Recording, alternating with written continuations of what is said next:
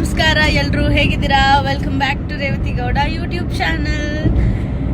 So ಇವತ್ತಿನ video ತುಂಬಾನೇ special ಆಗಿರುತ್ತೆ. ಬಿಕಾಸ್ ನಾವು ಟ್ರಿಪ್ ಹೋಗ್ತಾ ಇದೀವಿ, ಫ್ಯಾಮಿಲಿ ಎಲ್ಲ.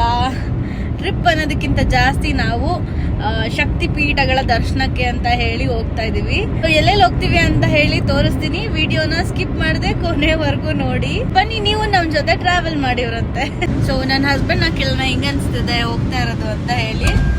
How you feeling? Full excited. ಏನಂತಂದ್ರೆ ಸಿಕ್ಕಾಪಟ್ಟೆ ಬಿಸಿಲು, ಬಟ್ ಆದರೂ ಡಿಸೈಡ್ ಮಾಡ್ಬಿಟ್ಟು ದೇವಸ್ಥಾನ ನೋಡಲೇಬೇಕು, ಹೋಗ್ಲೇಬೇಕು ಅಂತ ಡಿಸೈಡ್ ಮಾಡ್ಕೊಂಡು ಹೋಗ್ತಾ ಇದ್ದೀವಿ. ನೋಡ್ಬೇಕು ಯಾವ ಥರ ಇರುತ್ತೆ ಫೀಲಿಂಗ್ಸ್ ಅನ್ನೋದು. Full excited. Hi hi. ಚೇಷ್ಟೆ ಕೆಲಸ ಮಾಡ್ತಾವನೆ. ಮಮ್ಮಿ ಚಾಕು ಕಿತ್ಕೊಡ್ತಿಲ್ಲ ನೀನು?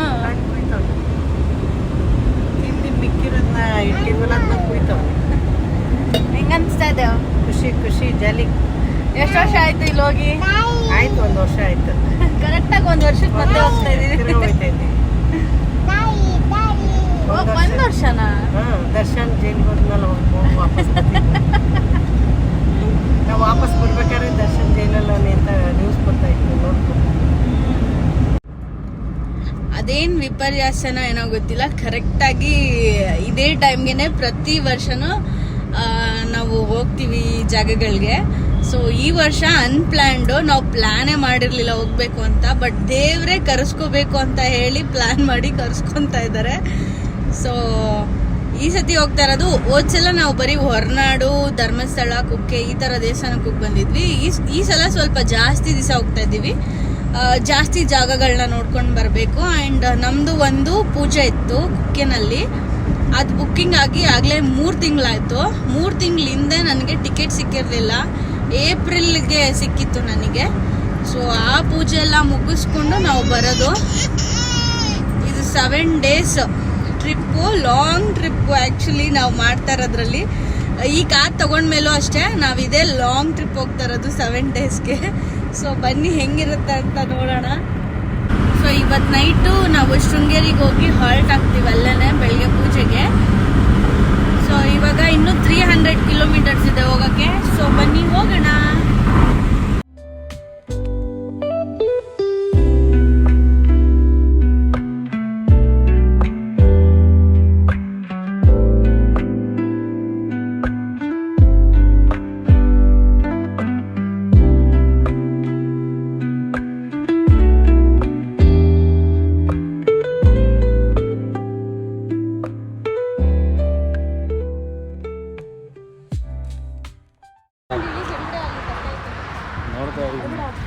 ನೋಡಿ ಗೈಸ್, ಇಲ್ಲೆಲ್ಲ ಕಟ್ಟೆ ಇದೆ ಅಂತ ನಾನು ಹೆಂಡ್ತಿ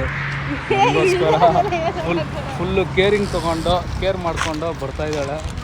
burger full tax, full outside ಬಂದು ಫುಲ್ ಟ್ಯಾಕ್ಸ್. ನಾನು ಎಲ್ಲಿ ಹೋದ್ರೂ ಬಿಡಲ್ಲ, ಟ್ಯಾಕೋ ಬೆಲ್ ಇರಲೇಬೇಕು. ಒಂದು ಟ್ಯಾಕೋ ಬೆಲ್ ತಗೊಂಡಿದ್ದೀನಿ, ಗಂಟೆ ಹೊಡಿಲೇಬೇಕು ಎಲ್ಲೋದ್ರು.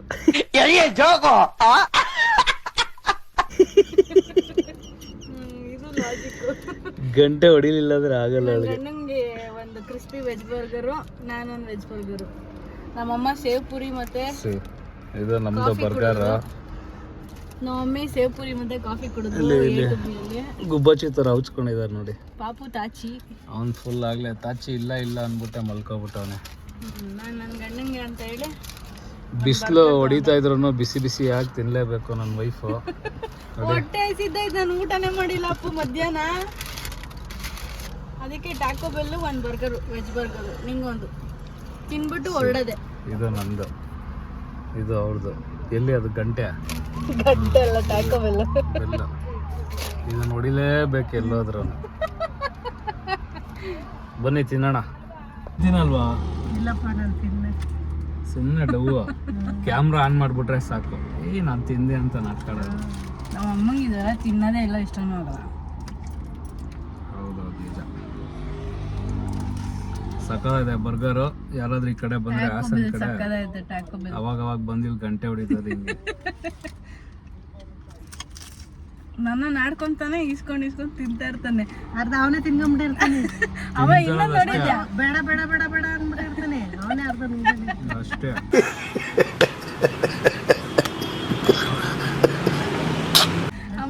ಅನ್ಕೊಂಡಿದ್ಯಾ? ನಾನು ಏನು ಆರ್ಡರ್ ಮಾಡ್ತೀನೋ ಅದೇ ಆರ್ಡರ್ ಮಾಡೋದು. ಇವ್ನಿಗೆ ಸ್ವಂತ ಬುದ್ಧಿನೇ ಇಲ್ಲ. ಹೌದು, ನಮಗೆ ಸ್ವಂತ ಬುದ್ಧಿ ಅಲ್ಲ ಬೇಡ ಅಂತ ಯಾಕೆ ಗೊತ್ತು ಏನ್ರ ಟೇಸ್ಟ್ ಚೆನ್ನಾಗಿರ್ತದೆ ಅಂತ. ಅವ್ನು ಬೇರೆ ಆರ್ಡರ್ ಮಾಡಿದ್ರು ನಂದಕ್ಕೆ ನನಗೆ ಸ್ವಂತ ಬುದ್ಧಿ ಇರೋದಕ್ಕೆ ನಿನ್ನ ಮದುವೆ ಆಗಿರೋದು. ಏನಂತೀರಾ ಗಾಯ್ಸ್? ನೋಡಲ್ಲ ಹಿಂಗಡೆ ಆದ್ರೂ ಮನ್ಸು ಕೇಳಲ್ಲ. ಅಲ್ಲ, ನಮ್ ಟೇಸ್ಟ್ ಹೆಂಗೈತೆ ಅಂತ ಇಡೀ ಜನಕ್ಕೆ ಗೊತ್ತು. ನನ್ನ ಟೇಸ್ಟ್ ಚೆನ್ನಾಗಿರೋದಕ್ಕೆ ನಿನ್ನ ಸೆಲೆಕ್ಟ್ ಮಾಡಿ ಮದ್ವೆ ಆಗಿದ್ದೀನಿ. ಅರ್ಥ ಆಯ್ತಾ? ಅವ್ನು ಅಂಡ್ರು ಬೇರೆ ಹಾಕಿಲ್ಲ ಕಣ, ಪಂಚ್ ಡೈಲಾಗ್ ಹೇಳ್ಬಿಟ್ಟು ಹೋಗ್ತಾ ಇದ್ದಾನೆ. ಏನ್ ಹೇಳೋ? ಗೊತ್ತು, ನನ್ನ ಟೇಸ್ಟ್ ಚೆನ್ನಾಗಿರೋದಕ್ಕೆ ನಿನ್ನ ಸೆಲೆಕ್ಟ್ ಮಾಡಿ ಮದ್ವೆ ಆಗಿದ್ದೀನಿ. ಅರ್ಥ ಆಯ್ತಾ? ಇಷ್ಟ ಹೇಳಕ್ ಇಷ್ಟಪಡ್ತೀನಿ. ಓಕೆ ಫ್ರೆಂಡ್, ಬಾಯ್.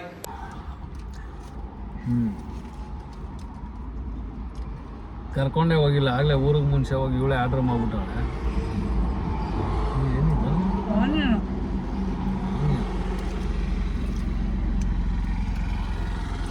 ಇವ್ರು ಕಾಫಿ ಕುಡಿತಿದ್ರು, ಅದಕ್ಕೆ ಹೋಗಿ ಆರ್ಡರ್ ಮಾಡಿದೆ. ಕಾಫಿ ಸಿಕ್ಕಾಪಟ್ಟೆ ಸ್ಟ್ರಾಂಗು. ನಾನೇ ಹಾಕ್ಸಿದ್ದು. ಯಾಕಪ್ಪ ಸ್ಟ್ರಾಂಗ್ ಕೇಳುತ್ತಲ್ಲ. ಹಂಗೆ ಹಾಕ್ಬೇಡ. ಅವ್ರು ರೆಗ್ಯುಲರ್ ಆಗಿ ಕಾಫಿಗೆ ಹೆವಿ ಸ್ಟ್ರಾಂಗ್ ಹೋಟೆಲಲ್ಲಿ ಸ್ಟ್ರಾಂಗ್ ಹಾಕಿ ಸಕ್ಕರೆನೇ ಇಲ್ಲ. ಅಯ್ಯೋ ಯಪ್ಪ, ಸಕ್ಕರೆ ಅಡಿಲಿದ್ದೇನೋ ಅಡಿಲಿತ್ತು ಲಾಸ್ಟ್ ಅಲ್ಲಿ. ಅದಕ್ಕೆ ಅವ್ರು ಕೊಟ್ಟಿರೋದು ಎತ್ತೋಡಿ ನೀನು ಅಂತ. ಹಿಂಗ ಹಿಂಗೆ ಎತ್ಬಿಟ್ಟು ಹೊಡಿಯೋದು ಬಿಟ್ಬಿಟ್ಟು ಎತ್ತರ್ಸ್ಬೇಕು. ಹಂಗೆ ಸಿಕ್ಕಾಪಟ್ಟೆ ಸ್ಟ್ರಾಂಗು. ಆದ್ರೂ ಗಂಟ್ಲಿಗೆ ಇರೋದು. ಆದ್ರೂ ಸಮ್ಮರಲ್ಲಿ ಟ್ರಿಪ್ ಹೋಗ್ಬೇಕಂದ್ರೆ ಕರ ಬಿಡಪ್ಪ. ಚಳಿಗಾಲ ಒಂಥರ ಅಂದ್ರೆ ಬೇಸಿಗೆನೆ ಒಂಥರ. ಬೆಂಗಳೂರಲ್ಲೇ ಸ್ವಲ್ಪ ಜಾಸ್ತಿ ವೆದರ್, ಬಿಸಿಲು ಜಾಸ್ತಿ. ಎಲ್ಲ ಮರಗಳೆಲ್ಲ ಕಟ್ ಮಾಡ್ಬಿಟ್ಟಿರೋದಕ್ಕೆ ಸಿಕ್ಕಾಪಟ್ಟೆ ಇಲ್ಲಿ ಹೋಗ್ತಾ ಇದ್ರೆ ಏನು ಅನ್ಸಲ್ಲ. ಇಲ್ಲೆಲ್ಲ ಸ್ವಲ್ಪ ಕಮ್ಮಿನೇ ಐತೆ ಬೆಂಗಳೂರು ಕಂಪೇರ್ ಮಾಡ್ಕೊಂಡ್ರೆ. ಇಲ್ಲಿ ಸ್ವಲ್ಪ ಹಸಿರು ಗಿಡ ಅವಲ್ಲ, ಸ್ವಲ್ಪ ಕಂಪ ಗಾಳಿ ಏನಂದ್ರೆ ನಿಲ್ಸಿರೋಕ್ಕೆ ಸ್ವಲ್ಪ.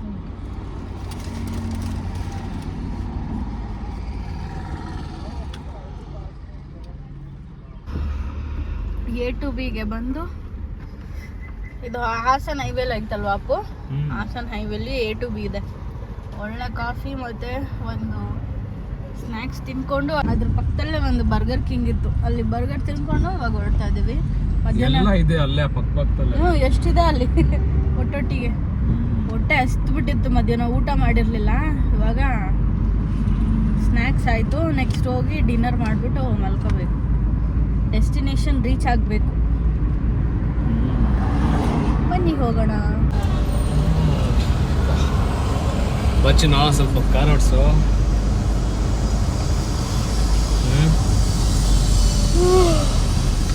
ಕೊಡು, ಓಡಿಸ್ತೀನಿ. ನಿದ್ದೆ ಬರ್ತೈತೆ ಗುರು. ಆಯ್ತಲ್ಲ, ಓಡಿಸ್ಯಾ? ಕಾರ್ ಓಡ್ಸಕ್ ಕೊಡ ಮನೆ ಹತ್ರ ಅಂತ ಕೇಳ್ತೀನಿ, ಕೊಡಲ್ಲ. ಕಾರ್ ಹೋಗಿ ಯಾರು ಟಚ್ಕೊಂಡ್ಬಿಡ್ತೀನಿ ಅನ್ನೋದ್ರ ಆಡ್ತಾನೆ. ನಂಗೆ ಬರೋ ತೋಡ್ಸಕ್ಕೆ ಕೊಡ, ಒಂಚೂರು ಟಚ್ ಅಪ್ ಕೊಟ್ರೆ. ನಿನ್ಗೆ ಇವಾಗ ಕೊಟ್ರೆ ನಾನು ಇವತ್ತೇ ಕರ್ಕೊಂಡು ಹೋಗ್ಬೇಕು. ನೀನು ನಾಳೆನೋ ನಾಡಿದ್ದು ಕರ್ಕೊಂಡು ಹೋಗ್ಬೇಕಾಗಲ್ಲ. ಅರ್ಥ ಆಯ್ತಾ? ಬಿಡಾಗಿ ಓಡಿಸ್ತೀನಿ. ಅದು ಸ್ವಲ್ಪ ಹಂಗೆ. ನಿಮ್ಮ ಅಮ್ಮನ ಇನ್ನರ್ ವಯಸ್ಸು ಏನು ಹೇಳು? ನನ್ನ ಮಕ್ಳು ನನ್ನ ಕೂರಿಸ್ಕೊಂಡು ಯಾಕೆ ಇವಾಗ ಓಡಿಸೋ, ಇವಳ ಕೈ ಕಾರ್ ಕೊಡೋ ಯೋಚನೆ ಮಾಡ್ತಾವನೆ ಅಂತ ಯೋಚನೆ ಮಾಡ್ತೈತೆ. ಏನೋ ಅಲ್ಲ, ನೀವು ಇಬ್ಬರೇ ಹೋಗ್ಬೇಕಾದ್ರೆ ಅವನು ಸರ್ಕಸ್ ಮಾಡೋದು, ನೀನು ನಾನು ಗುಣನ ಇದ್ದಾಗಲೇ ಸರ್ಕಸ್ ಮಾಡ್ಬೇಕು. ನನ್ನ ತಾಯಿಗೆ ನನ್ನ ಮೇಲೆ ನಂಬಿಕೆನೇ ಇಲ್ವಲ್ಲಪ್ಪ. ಇನ್ನು ವಿಂಡ್ಶೀಲ್ಡ್ ಹೇಳ, ವಿಂಡ್ಶೀಲ್ಡ್ ಅದು ವಿಂಡ್ಶೀಲ್ಡ್ ಅಲ್ಲ, ಅದು ವಿಂಡ್ ಮಿಲ್.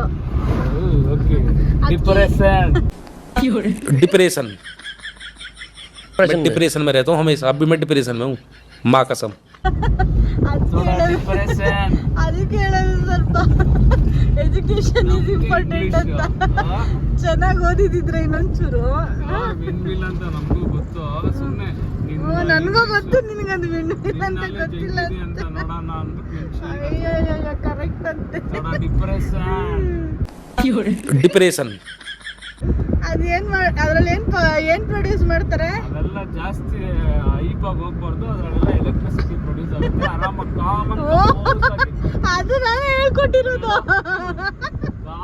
ಅದು ನಾನು ಹೇಳ್ಕೊಟ್ಟಿರೋದು.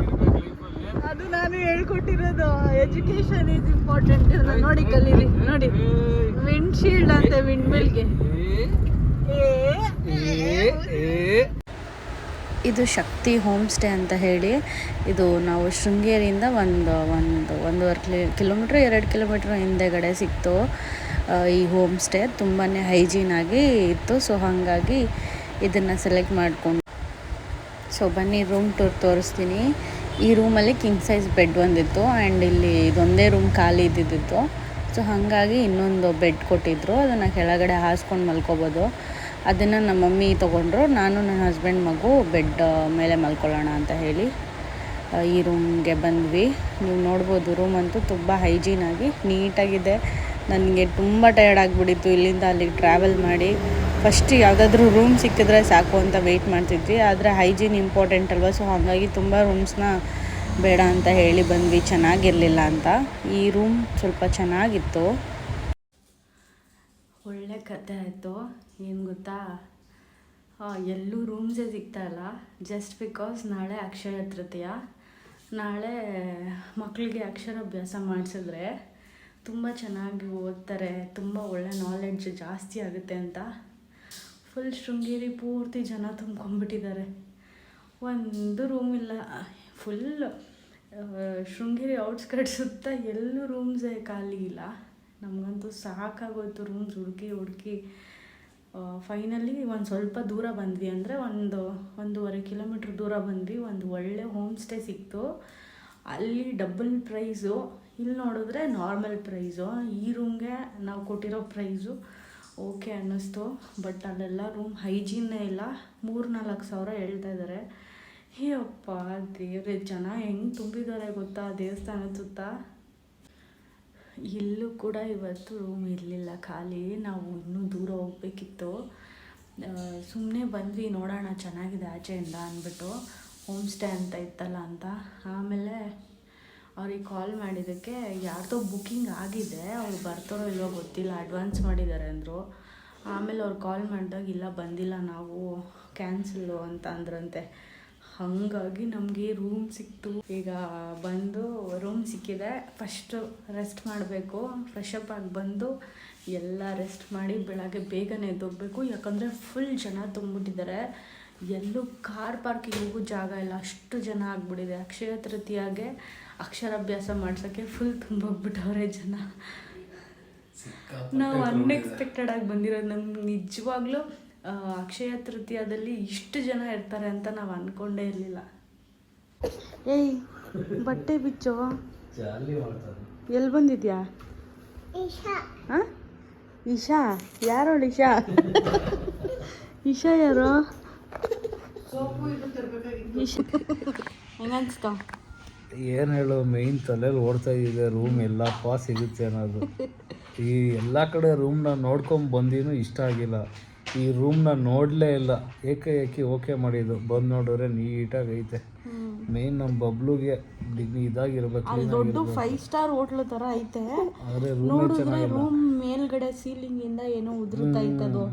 ಅವರೇ ಹೇಳ್ಬಿಟ್ರು, ಸರ್ ಮಗು ಐತೆ ಬೇಡ ಅಂತ ಅಂದ್ಬಿಟ್ಟು, ಮಗುಗೆ ತೊಂದರೆ ಆಗ್ಬಿಡುತ್ತೆ ಅಂತ. ಇನ್ನು ದುಡ್ಡನ್ನ ನೋಡೋಕೆ ಹೋಗ್ಬಾರ್ದು ಯಾವತ್ತೇ ಆಗಲಿ. ಮಕ್ಕಳು ಲೈಫ್ ಇಂಪಾರ್ಟೆಂಟ್, ಹೆಲ್ತ್ ಇಂಪಾರ್ಟೆಂಟ್. ಅವ್ರಿಗೇನು ಆಗದೆ ಇರೋ ಥರ ನೋಡ್ಕೋಬೇಕು ನಾವು. ಶಾರದಮ್ಮ ದೇವಿ ಆಶೀರ್ವಾದ ಮಾಡಿ ನಮಗೆ ಅಕ್ಷಯ ತೃತೀಯ ದಿನನೇ ಇದು ಅನ್ಎಕ್ಸ್ಪೆಕ್ಟೆಡ್ ಆಗಿ ನಾವು ಬಂದಿರೋದೇ ಅನ್ಎಕ್ಸ್ಪೆಕ್ಟೆಡ್ ಆಗಿದೆ. ಅಕ್ಷಯ ತೃತೀಯ ಅಂತ ಗೊತ್ತು, ಅವತ್ತೇ ಅಕ್ಷರಾಭ್ಯಾಸ ಮಾಡಿಸಿದೀವಿ ಅಂತನೂ ಗೊತ್ತು. ಆದರೆ ಇಷ್ಟು ಜನ ಇಲ್ಲಿ ಇರ್ತಾರೆ ಅಂತ ನಮಗೆ ಗೊತ್ತಿರಲಿಲ್ಲ. ಖಾಲಿ ದೇವಸ್ಥಾನ ಹತ್ರ ಅಂತೂ ಹೆಂಗೆ ಹೇಳ್ರಿ, ಜನ ಪಿತ ಅಂತ 10:30 ಆದ್ರೂ ಜನ ಹುಡುಕ್ತಾರೆ ಅದು ರೂಮ್ಗೆ. ಆ ಥರ ಕ್ರೌಡು. ಏನೋ ಒಳ್ಳೆ ದಿವಸ ಅಂತ ನಾಳೆ ಅಕ್ಷರಾಭ್ಯಾಸ ಮಾಡಿಸಿದ್ರೆ. ನೀವು ತೃತೀಯ ದಿನ ನಾವು ಮನೇಲಿ ಹೊಸ ಅಕ್ಕಿ ತಂದು ಅಕ್ಕಿ ಇಟ್ಟರೆ ಅದು ಡಬಲ್ ಆಗುತ್ತೆ, ಖಾಲಿ ಆಗಲ್ಲ ಆ ಥರ. ಇವಾಗ ಅವತ್ತು ನಾವು ಚಿನ್ನ ತೊಗೊಂಡ್ರೆ ಆ ಚಿನ್ನ ಡಬಲ್ ಆಗುತ್ತೆ, ಅದು ಜಾಸ್ತಿ ಆಗುತ್ತೆ, ಖಾಲಿ ಆಗಲ್ಲ. ಅದು ಕಾನ್ಸೆಪ್ಟು. ಹಂಗೆ ಅಕ್ಷಯ ತೃತೀಯ ದಿನ ಮಕ್ಕಳಿಗೆ ಅಕ್ಷರಾಭ್ಯಾಸ ಮಾಡಿಸಿದ್ರೆ ಅವನಿಗೆ ಚೆನ್ನಾಗಿ ಓದ್ತಾನೆ, ಅದು ಯಾವತ್ತೂ ಕಮ್ಮಿ ಆಗಲ್ಲ ನಾಲೆಡ್ಜು ಅಂತ. ಅದು ನೀವು ಅಷ್ಟೇ ನಿಮ್ಮ ಮಕ್ಕಳನ್ನ ಅಕ್ಷರಾಭ್ಯಾಸ ಮಾಡಿಸೋದಕ್ಕೆ ಅಕ್ಷಯ ತೃತೀಯ ದಿವಸನೇ ಬನ್ನಿ. ನಮ್ಮ ಥರ ಈ ಥರ ಎಲ್ಲ ಒದ್ಲಾಡ್ಕೊಂಡು ರೂಮ್ ಹುಡ್ಕೊಳ್ಳೋಕ್ಕೆ ಆಮೇಲೆ ರೂಮ್ ಸಿಕ್ಕಿದಾಗ ಮಜಾ ಮಾಡಿ ಈ ಥರ ಊಟಿಲಾಗಿತ್ತು, ಊಟಿಲಿ ಅರ್ಧ ದಿನ ಹುಡುಕಿದ್ವಿ. ಇದಾದರೂ ಪರವಾಗಿಲ್ಲ. ಊಟಿಲಾಗಿದ್ದ ಸೀನ್ ಹೆಂಗೆ ಅಂತಂದರೆ ಒಂದು ರೂಮ್ಗೆ ನಾವು ಮಿನಿಮಮ್ 5-6 ಸಾವಿರ 7 ಸಾವಿರ ಗಂಟ ಕೊಟ್ಟಿದ್ದೀವಿ ಬರೀ ರೂಮ್ಗೆ. ಒಂದು ನೈಟ್ ಸ್ಟೇ ಅಷ್ಟೇ. ಒಂದು ನೈಟ್ ಅಂತ ಅಂದರೆ ಬೆಳಗ್ಗೆ ಚೆಕ್ಔಟ್ ಬಂದು 10 ಗಂಟೆ ಲಾಸ್ಟು. ಹೆಂಗೆ ಈಗ 12 ಗಂಟೆಗೆ ಬಂದಿದ್ದೀವಿ ಇಲ್ಲಿಗೆ. ಈ ಥರ 12 ಗಂಟೆಗೆ ಬಂದು ಬೆಳಗ್ಗೆ 10 ಗಂಟೆಗೆ ಚೆಕ್ಔಟ್ ಆಗೋಷ್ಟರಲ್ಲಿ 6-7 ಸಾವಿರ ಕಿತ್ಕೊಬಿಡ್ತಾರೆ. ಅದು ನಾವು ದಸರಾ ಟೈಮಲ್ಲಿ ಅಲ್ಲಿ ಕಂಪೇರ್ ಮಾಡಿದ್ರೆ ಇದು ಒಂಥರ 100% ಬೆಸ್ಟು. ಯಾಕಂದರೆ ಬರೀ 1,500 ಸಾವಿರಕ್ಕೆ ಈ ಥರ ಒಳ್ಳೆ ರೂಮ್ ಸಿಕ್ಕಿದೆ. ಅಂದರೆ ಬೇರೆ ಟೈಮಲ್ಲಿ ಇದು ಜಾಸ್ತಿ ಅನಿಸುತ್ತೆ, ಈ ಟೈಮಲ್ಲಿ ಇದು ಬೆಸ್ಟು. ಅಲ್ಲ ಬೇರೆ ಟೈಮಲ್ಲಿ ಕಮ್ಮಿನೇ, ಇವಾಗ ಐತಿದೆಯಲ್ಲ, ಸೊ ಹಂಗಾಗಿ ರೇಟ್ ಜಾಸ್ತಿ ಮಾಡಿದ್ದಾರೆ. ಆಮೇಲೆ ಬಬ್ಲು ಇನ್ನೂ ಒಳ್ಳೊಳ್ಳೆ ಹೋಟೆಲ್ಸ್ ಇದೆ ಇಲ್ಲೆಲ್ಲ. ಎಲ್ಲ ನಾರ್ಮಲ್ ಡೇಸಲ್ಲಿ 2,500 3,000, ಇವತ್ತೆಲ್ಲರೂ 5-6 ಸಾವಿರ ಮಾಡ್ಕೊತಾರೆ. ಹೌದು. ದೇವಸ್ಥಾನದ ಪಕ್ಕದಲ್ಲಿರೋ ಲಾಡ್ಜ್ ಆಯ್ತಾ, ಡಬ್ಬ ಥರ ಐತದು, ಅದೇ 3,000 ರೂಪಾಯಿ. ಅಯ್ಯೋ ನನ್ನ ಮಗನೇ ಲೈಟ್ ಹಾಕೋ. ಅದನ್ನು ಕೊಟ್ಬಿಟ್ಟು ಎಂಟ್ರಿ ಆಗೋದು ಅಷ್ಟೇ.